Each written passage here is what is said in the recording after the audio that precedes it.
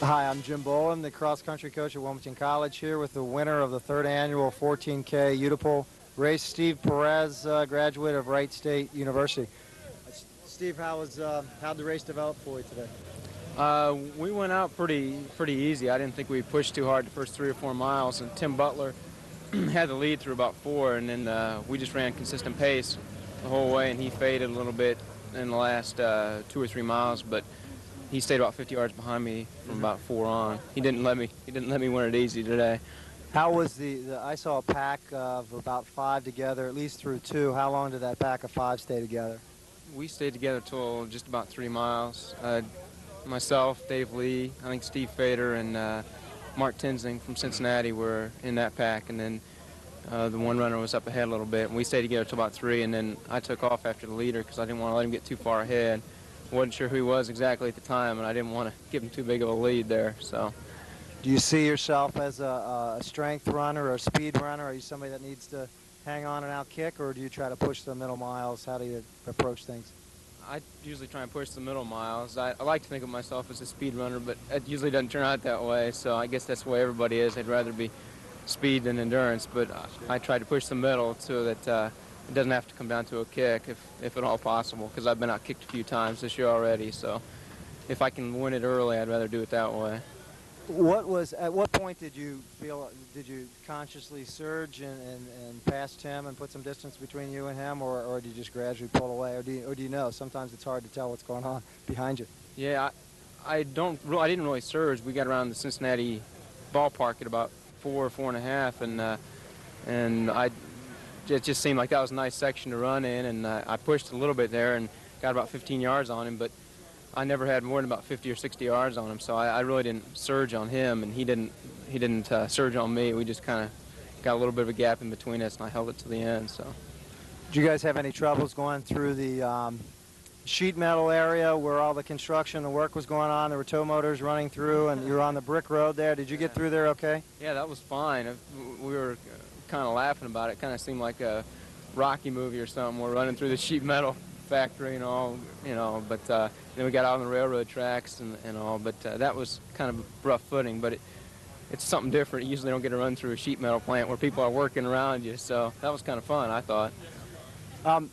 It's getting warm now. How was the weather for the race? It was about perfect. I thought it was probably about 50, 55 degrees when the race started, and no wind at all, so it'd be nice if every race was like this, but it's probably going to get colder now. In the summer, it's too hot, and in the fall, there's a few races where it's perfect. I think it's about perfect weather today as far as running goes. Tell me a little bit about your background. I know that you ran at Wright State University. What were some of the highlights of your running career and in college?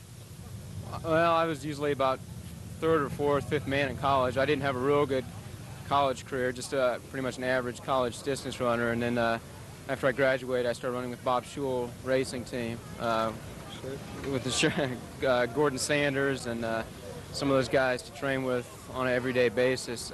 It's starting to pay dividends for me now. We're training 3 times a week and doing a lot of speed work, and I think my strength has improved a lot since I started running with Bob. So that's probably my biggest change since college. It's just running with Bob. Yeah, I thought it looked like you were running real well today. What's Bob's philosophy? Is much more speed work on leg speed on the track? Is that what you're on the track much more so, not as much distance? Yeah, we don't do any distance under Bob. He doesn't like us to do long runs, but we still sneak out usually for a 15-miler on the weekends. But as far as Bob's workouts go, it's usually we're on the track between 2 and 3 hours doing interval training, and then we jog in between and just keep moving. And Bob feels 2 or 3 hours on the track 3 times a week is enough speed work to get you going, and I guess it's working for me. So, well, good race. Anything else you want to tell us? I just like to say I enjoyed this race. I thought it was running real well. They had a lot of volunteers out here, it seemed like, and I guess there's a big party afterwards. This is my first year for it, so I'm looking forward to that too. What's next on the agenda for you? What's on your race agenda? Well, I'm running the Minster 10K next Sunday, which is another big race in Ohio, and then after that, going out to Bowling Green for a 10K down in Kentucky, and then that's it. And I'm thinking about running the Columbus Marathon, but I wasn't planning on it, but if I can run as well as I ran today for 3 times the distance, then maybe I'd give it a shot. So. Excellent race. Enjoy the party.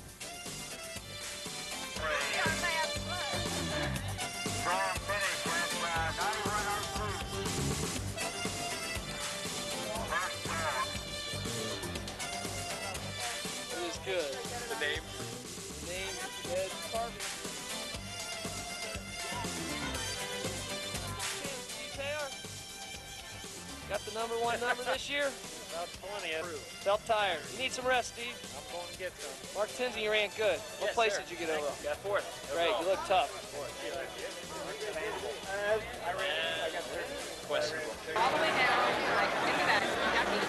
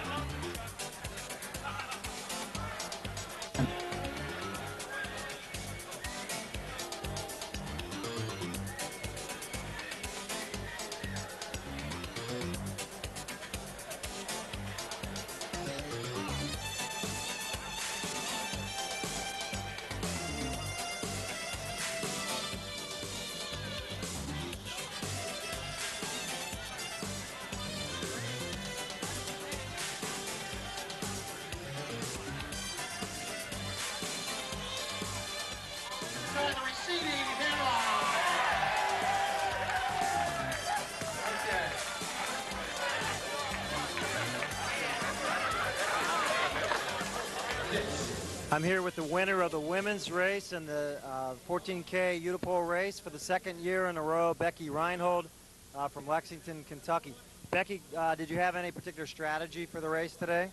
Well, I was just going to go out and try to see how I felt and run my own race. I didn't know, I haven't raced for about a month, so I didn't know what kind of time I would hit, but it was a cool day, good course, and I was pleased with my time. And your final time was? I think it was 49, 44, 48, something like that, so sub 50. And that was how much faster than last year, do you know? About a minute and a half faster than last year. Course similar. The course was different this year. A better course, faster course. I think the course was a little flatter. There were more hills last year, and it was a cooler day too this year, so I think that helped some too. Now, in terms of your overall race race goals, where you are in your own program, are you peaking for something in particular? Are you just getting into training? Where are you as far as that goes? Are you in top shape, or are you still working toward that? I'm training for a marathon right now, and I've got a Chicago Marathon's a month from today. So we'll see how that goes. I'd run these little races in between to see what type of shape I'm in, and I was real pleased today with my time. I went through the 10K split at a PR, so I was pleased with that. Yeah, excellent. Congratulations. What's your PR marathon? 253. I ran that in Boston in April, so I'd like to hit sub 250 in Chicago this year. So you're on a roll. Were you aware of the other competition from women today? It looked at the 2-mile point as if you were maybe a quarter mile ahead early on. I didn't know how far back. At about 6 miles, somebody said, "There's a woman right on you," but I didn't know if they were talking to me or to a guy in front of me, and I think that's what they were doing. But that made me pick up my pace a little bit, so that was probably good. That was probably helpful.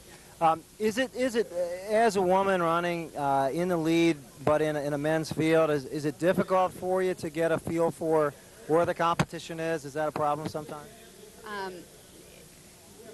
Sometimes it is. You just don't know how far back they are. Usually you can judge by how the crowd is yelling, and they'll say, you know, first woman, and then I usually try to judge by if they say second woman, third woman, and that's how I can usually tell where they are. But I didn't hear that today, so. Now, a member of Todd's Road Stumblers from Lexington, Kentucky. I talked to one of the folks who came up with you.